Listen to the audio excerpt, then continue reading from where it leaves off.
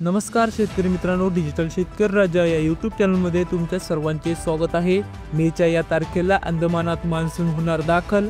संपूर्ण देश उष्णतेच्या झळा सहन करत असताना दक्षिणेकडून दिलासादायक बातमी येत आहे।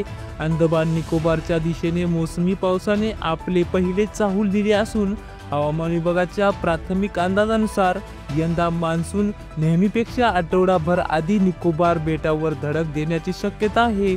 समुद्र सपाटीवरती ढगांची हालचाल, वाऱ्यांचा वेग आणि आकाशातील बदलते रंग हे सारे संकेत आता मोसमी पावसाच्या वेळेपूर्वी आगमनाची पावती देत आहेत। सामान्यतः 15 मेच्या आसपास पावसाचे आगमन होणार आहे। या भागात यंदा 10 मेच्या पावसाच्या सरी कोसळतील असा अंदाज वर्तवण्यात आला आहे। गेल्या 17 वर्षांमध्ये म्हणजेच 2007 आणि 2008 मध्ये अखेरचा वेळेपूर्वीचा मान्सून 10 मे रोजी दाखल झाला होता।